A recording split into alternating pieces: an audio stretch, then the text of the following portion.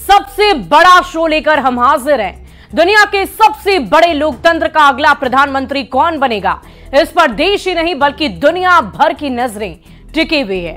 इस बेहद ही खास शो में हम आपको अलग अलग सेगमेंट के जरिए देश भर की चुनावी खबरों से रूबरू कराते हैं। तमाम खबरों पर नजर दौड़ाएंगे, लेकिन सबसे पहले शुरुआत आज की सबसे बड़ी चुनावी खबर से करते हैं।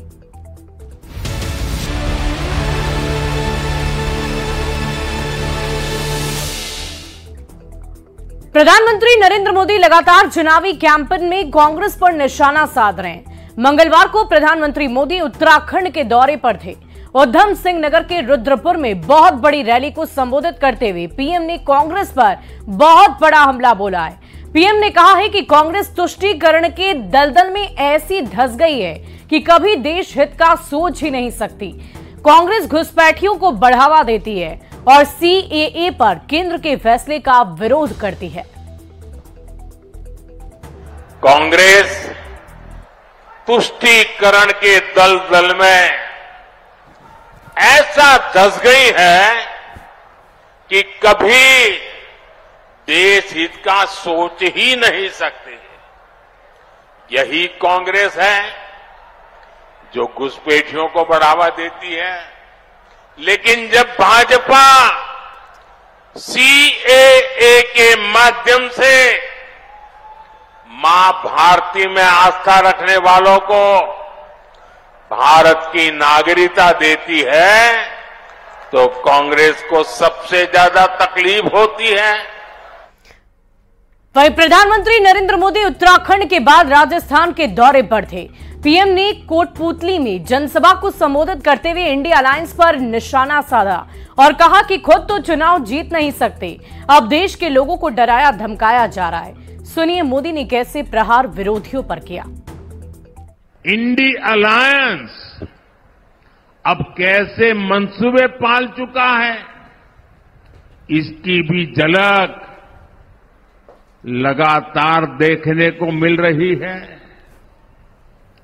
ये पहला ऐसा चुनाव है जिसमें कांग्रेस पार्टी के बड़े नेता खुद के चुनाव जीतने की बात नहीं कर रहे हैं। वो जीतेंगे कि नहीं जीतेंगे इस पर मौन रहते हैं, लेकिन वो देश को धमकी दे रहे हैं कि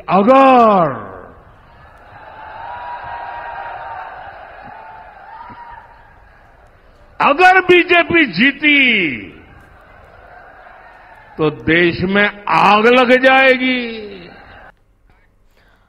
वहीं प्रधानमंत्री नरेंद्र मोदी बिहार के लाखों बीजेपी कार्यकर्ताओं को जीत का मंत्र देने वाले हैं। वीडियो कॉन्फ्रेंसिंग के जरिए पीएम जिला ब्लॉक के साथ ही पन्ना प्रमुखों तक सीधा संवाद करेंगे। प्रधानमंत्री के संवाद को लेकर एनडीए नेताओं का जोश काफी हाई है।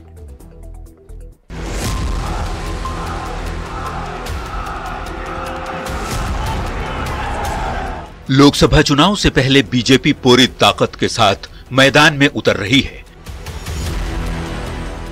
प्रधानमंत्री खुद पार्टी नेताओं और कार्यकर्ताओं को लगातार टिप्स दे रहे हैं, चुनाव में जीत का मंत्र दे रहे हैं। लोकसभा चुनाव में प्रचार की रेस में सबसे आगे रहने की बीजेपी ने ठान रखी है। तभी प्रधानमंत्री नरेंद्र मोदी बिहार बीजेपी के कार्यकर्ताओं से संवाद करने जा रहे हैं। लोकसभा चुनाव के पहले चरण में 19 अप्रैल को वोटिंग से पहले पीएम मोदी पार्टी नेताओं और कार्यकर्ताओं को जीत का मंत्र देकर पार्टी को और भी मजबूत बनाना चाहते हैं। आज पूरा देश कह रहा है, तीसरी बार 4 जून। वैसे पीएम मोदी भले ही वीडियो कॉन्फ्रेंसिंग के जरिए बिहार के लाखों कार्यकर्ताओं और नेताओं से जुड़े हों, पर बूथ स्तर के पार्टी पदाधिकारी और पन्ना प्रमुख तक से जुड़कर पीएम मोदी फीडबैक के जरिए भी आगे की रणनीति बनाने की प्लानिंग करने वाले हैं।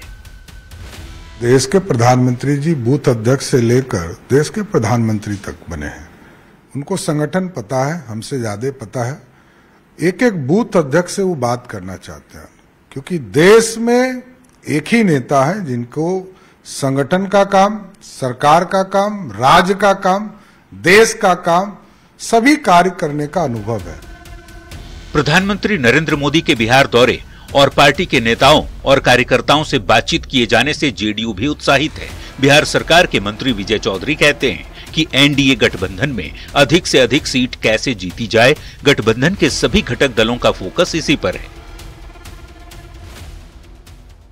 ये तो पूरे देश के लोग देख रहे हैं जो किस गठबंधन की प्राथमिकता विकास होगा और किस गठबंधन की प्राथमिकता भ्रष्टाचार या अन्य चीजें होगी, तो स्वाभाविक रूप से लोगों का झुकाव है। तो ये कोई भी समझ सकता है कि इस हालत में स्वाभाविक रूप से अधिक सीटें मिलेगी, 40 की 40 मिलेगी। जाहिर है लोकसभा चुनाव से पहले पीएम मोदी कोई कसर छोड़ना नहीं चाहते। ऐसे में प्रधानमंत्री के बिहार के बीजेपी कार्यकर्ताओं और पंचायत स्तर तक के नेताओं से जुड़कर बीजेपी विरोधियों को संदेश दे रही है कि महागठबंधन पर एनडीए चुनाव से पहले ही भारी पड़ने जा रहा है। Bureau report, news 18। वहीं लोकसभा चुनाव से पहले एक बार फिर पीएम मोदी बिहार के रण में दमखम दिखाने आ रहे हैं। प्रधानमंत्री का बिहार में तूफानी दौरा शुरू होने वाला है। पीएम 4 अप्रैल को जमुई आ रहे हैं, जबकि 7 अप्रैल को नवादा में पीएम विरोधियों पर हुंकार भरेंगे। प्रधानमंत्री के आने से एनडीए की सहयोगी पार्टियों का जोश काफी हाई है।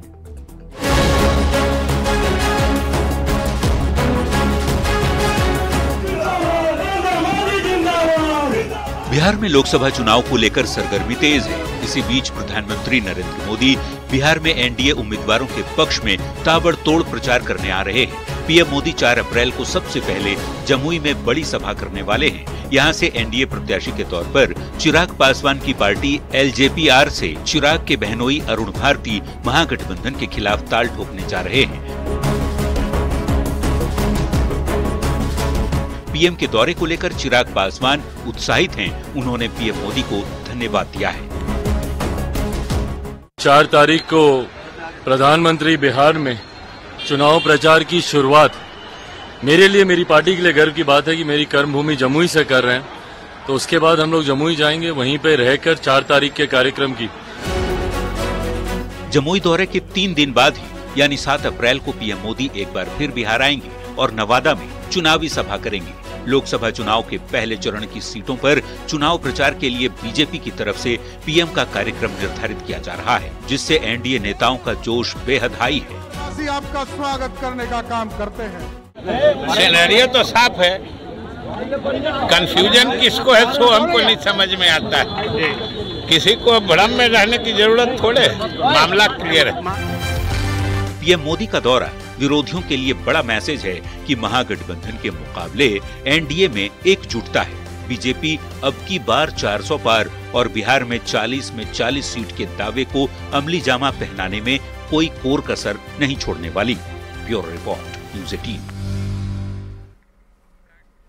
वहीं लालू राबड़ी की 2 बेटियां पहली बार एक साथ लोकसभा चुनाव में ताल ठोकने जा रही है। बड़ी बेटी मीसा भारती एक बार फिर पाटलिपुत्र सीट से, तो तीसरी बेटी रोहिणी आचार्य सारण सीट से चुनावी मैदान में है। सोमवार को लालू परिवार सोनपुर के हरिहर नाथ धाम जाकर भगवान का आशीर्वाद लिया, तो मंगलवार को दोनों बहनें जनसंपर्क अभियान से जुड़ गई और चुनाव से पहले पूरी तरह दमखम दिखाने के लिए बिल्कुल तैयार है।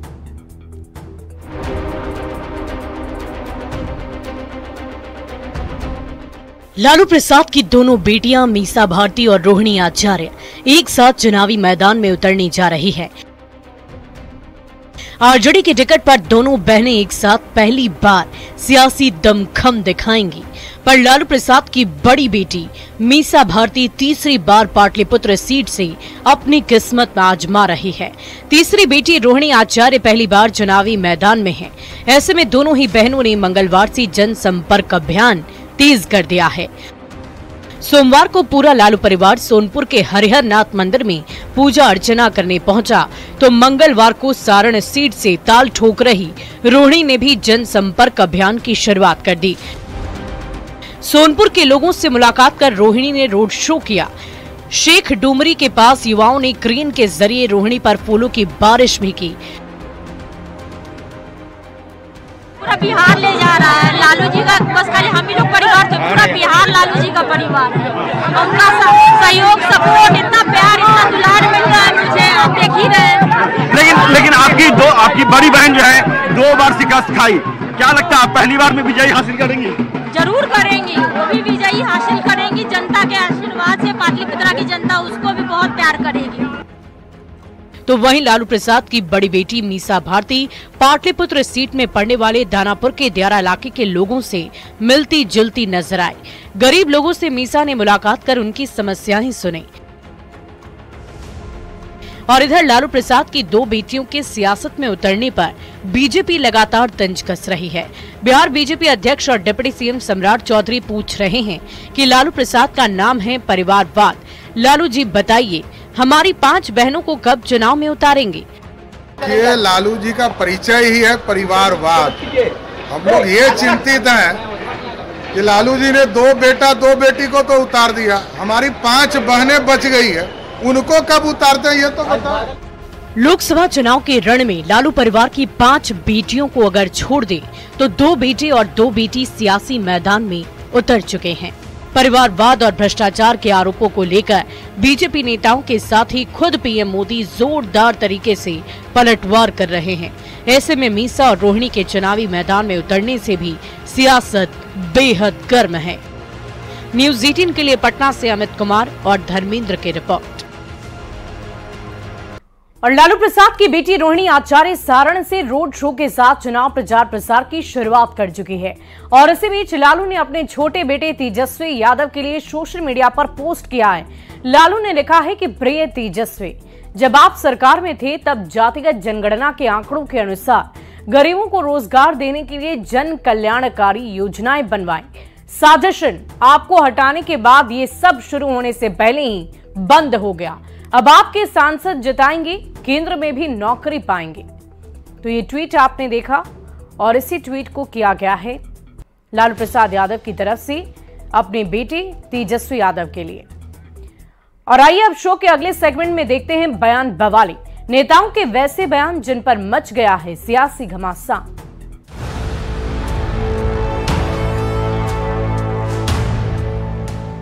और केंद्रीय गृह मंत्री अमित शाह ने विरोधी गठबंधन पर तंज कसते हुए कह दिया है कि कितने भी दल विपक्ष में एकत्रित कर लिए जाएं, मोदी ही आएंगे। बयान बवाली में सबसे पहले सुनिए अमित शाह को।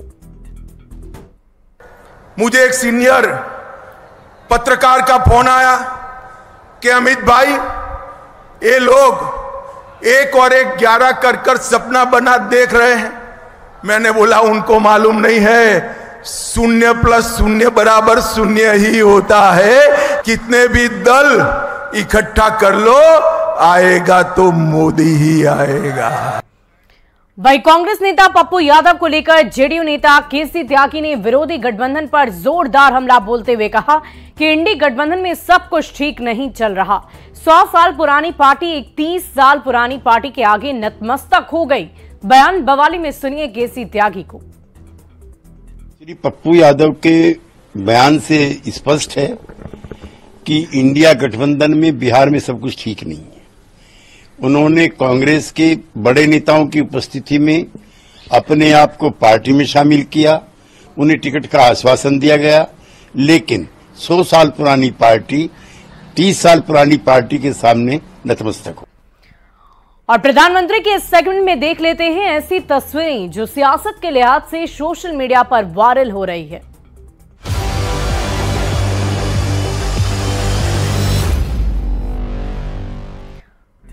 और हिमाचल प्रदेश की मंडी लोकसभा सीट से बीजेपी उम्मीदवार कंगना रनौत ने भूतनाथ मंदिर में पूजा अर्चना की। कंगना हर दिन भगवान के दर पर जा रही है और आशीर्वाद प्राप्त कर सीधे लोगों के बीच पहुंच रही है।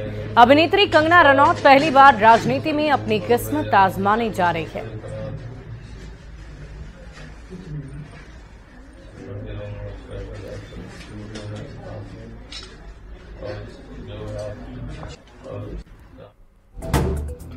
वहीं चुनावी वायरल में तस्वीर केंद्रीय मंत्री नितिन गडकरी की भी आपको दिखाते हैं। नागपुर लोकसभा सीट से बीजेपी उम्मीदवार नितिन गडकरी ने महाराष्ट्र के उप मुख्यमंत्री देवेंद्र फडणवीस के साथ दक्षिण पश्चिम नागपुर में भव्य रोड शो किया। इस दौरान लोगों की भारी भीड़ देखने को मिली। नितिन जी गडकरी,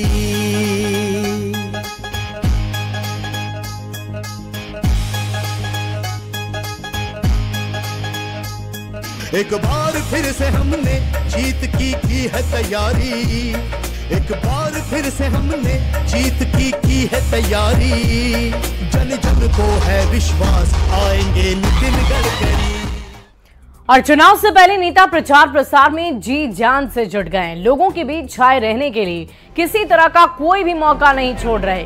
और ऐसी ही एक तस्वीर सामने आई है कटिहार के सांसद दुलालचंद गोस्वामी की, जो ऑटो रिक्शा चलाकर लोगों के बीच कुछ इस अंदाज में पहुंचे।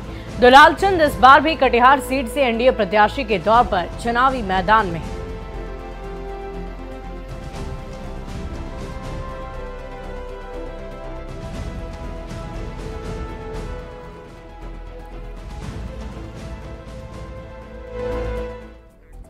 वहीं आगामी लोकसभा चुनाव को लेकर जागरूकता अभियान हर तरफ चलाए जा रहे हैं।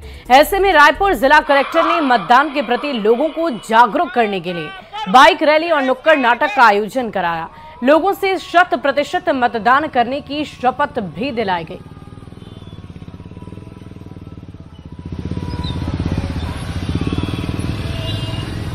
तो तस्वीरें हम आपको दिखा रहे हैं कैसे जिला प्रशासन की तरफ से नुक्कड़ नाटक के जरिए लोगों को जागरूक किया गया, ताकि वो अपने मताधिकार का प्रयोग कर सके, अपनी मताधिकार का प्रयोग कर नई सरकार का चयन कर सके। इसके लिए जागरूकता अभियान की शुरुआत की गई है।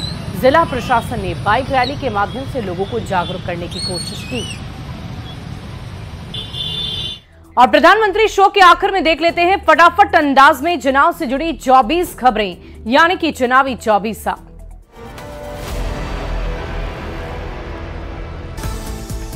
बिहार में प्रधानमंत्री नरेंद्र मोदी का तूफानी दौरा। 4 अप्रैल को जमुई और 7 अप्रैल को नवादा आएंगे प्रधानमंत्री। उत्तराखंड के रुद्रपुर से पीएम मोदी का विपक्षी गठबंधन पर हमला। कहा, एक साथ आकर मुझे गालियां दे रहे, मैं गाली और धमकी से नहीं डरने वाला। रुद्रपुर में जनसभा के बाद पीएम मोदी ने रोड शो किया। पीएम को देखने के लिए उमड़ी भारी संख्या में लोगों की भीड़। पीएम ने किया जनता का अभिवादन। बिहार की 3 सीट पर कांग्रेस उम्मीदवारों के नामों की घोषणा। कटिहार से तारिक अनवर, भागलपुर से अजीत शर्मा, किशनगंज से मोहम्मद जावेद को मिला टिकट। सारण में आरजेडी उम्मीदवार रोहिणी आचार्य ने किया जनसंपर्क अभियान का आगाज। पिता लालू प्रसाद और मां राबड़ी देवी से लिया आशीर्वाद। रोहिणी आचार्य ने सारण में रोड शो से किया चुनाव प्रचार प्रसार का आगाज। डिप्टी सीएम सम्राट चौधरी ने तंज कसा। कहा, बाकी 5 बहनों को कब चुनाव में उतारेंगे लालू प्रसाद। भागलपुर से एनडीए उम्मीदवार अजय कुमार मंडल ने किया नामांकन। नामांकन से पहले गौशाला में गौ माता की पूजा अर्चना। कांग्रेस में शामिल हुए मुजफ्फरपुर सांसद अजय निषाद बीजेपी के टिकट नहीं देने से थे नाराज। जेडीयू का चुनावी theme song launch. Theme song के जरिए सीएम नीतीश कुमार के 18 साल के विकास कार्यों को जनता तक पहुंचाने में जुटे हैं जेडीयू नेता। बीजेपी कार्यकर्ताओं के साथ पीएम मोदी के संवाद को लेकर जेडीयू बेहद उत्साहित। जेडीयू के मुख्य प्रवक्ता नीरज कुमार बोले, सकारात्मक है हमारा कदम। पीएम मोदी के बिहार दौरे से जेडीयू बहुत ही उत्साहित। मंत्री विजय चौधरी बोले, एनडीए सभी जीतों पर फोकस करने के लिए काम कर रही है। एनडीए में सीट बंटवारे के बाद बीजेपी अध्यक्ष जेपी नड्डा से मिले पशुपति कुमार पारस। प्रधानमंत्री मोदी, जेपी नड्डा, गृहमंत्री अमित शाह का आभार व्यक्त किया। सक्षमता परीक्षा फेल होने पर नहीं जाएगी नियोजित शिक्षकों की नौकरी। हाईकोर्ट के फैसले पर मंत्री विजय चौधरी का बयान। कोर्ट ने सरकार की बातों को दोहराया है। मुंगेर लोकसभा सीट से आरजेडी प्रत्याशी अनीता देवी ने चुनावी प्रचार प्रसार किया तेज। 19 अप्रैल को नामांकन में शामिल होने का इंडी गठबंधन के नेताओं को दे रही है न्योता। जेडीयू ने जारी की लोकसभा प्रभारियों की लिस्ट। अशोक चौधरी को कटिहार, विजय चौधरी को पूर्णिया और मदन सहनी को झंझारपुर की मिली है जिम्मेदारी। बीजेपी प्रदेश कार्यालय में झारखंड एनडीए नेताओं की बैठक। प्रदेश अध्यक्ष बाबूलाल मरांडी समेत 14 प्रत्याशी बैठक में हुए शामिल। झारखंड बीजेपी कार्यालय में एनडीए की बहुत बड़ी बैठक खत्म। सभी 14 प्रत्याशियों के साथ महामंथन के बाद सभी सीटों को जीतने का लिया गया संकल्प। पीलीभीत में प्रबुद्ध जन सम्मेलन में बोले यूपी के सीएम योगी आदित्यनाथ, आज हर व्यक्ति महसूस कर रहा सुरक्षित, पीएम मोदी के नेतृत्व में तेजी से आगे बढ़ रहा देश। रामायण के राम ने दाखिल किया नामांकन, मेरठ से बीजेपी प्रत्याशी के तौर पर अरुण गोविल ने भरा पर्चा। यूपी के डिप्टी सीएम केशव प्रसाद मौर्य समेत कई पदाधिकारी रहे मौजूद। पतंजलि के भ्रामक विज्ञापनों के मामले में बाबा रामदेव को सुप्रीम कोर्ट ने लगाई फटकार, कहा माफी मांगना पर्याप्त नहीं, आप चाहे जितने भी ऊंचे हों, कानून से ऊंचे नहीं हो सकते। महाकौशल से जेपी नड्डा ने किया प्रचार का शंखनाद, जबलपुर में प्रबुद्ध जन सम्मेलन में बोले बीजेपी को वोट करना समय की मांग, 10 साल में हुए अपार बदलाव।